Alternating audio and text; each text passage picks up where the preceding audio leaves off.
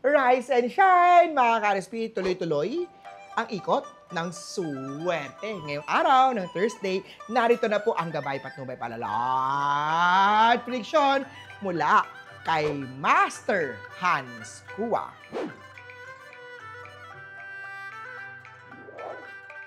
Simulan natin sa mga pinanganak ng Year of the Rat. Good news! May pahiwatig na dagdag kita sa mga sideline o komisyon. Keep up the good work. Orange at 8.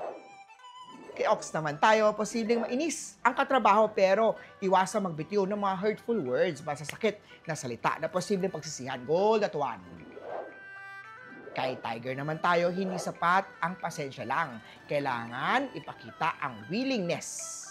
Magbago ka na. Purple at 6. Kay Rabbit naman tayo, always drink water, lalo na kung lagi kang nasa aircon. White at 5. Kay Dragon naman tayo, may taong gustong bumalik sa buhay mo. Ikaw ang magdesisyon kung deserve pa ba niya at huwag magpadala sa pangaakit ng kanyang mata. Teal at 4. Kay Snake naman tayo, gamitin na motivation ang paparating na surprise feedback mula kay supervisor. Gray at 2. Kay Horse naman tayo, iwasan ang pagpupuyat. Ito ang posible maging sanhi ng mood swing. Silver at 9. Kay Goat naman tayo, may possibility na kilig moment sa isang social gathering na ikaw ay single. Green at 7. Year of the Monkey, good news. Connected ka sa iyong investment. Kaya naman, tuloy-tuloy lang. Blue at 3. Kay Rooster, iwasan ang overcommitment. Maaaring sabay-sabay ang deadline. Pink at 6.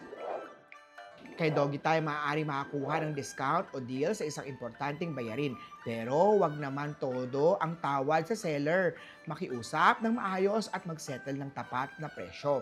Violet at 1. Kay Piggy tayo, maging supportive sa mga pangarap, dreams, gusto ni partner. Malaking bagay ito kung may tiwala ka sa kanya. Beige at 2. Muli po, ito po'y gabay lamang mula kay Master Hans Kua. Nasa inyong mga kamay nakasalalay ang inyong tagumpay.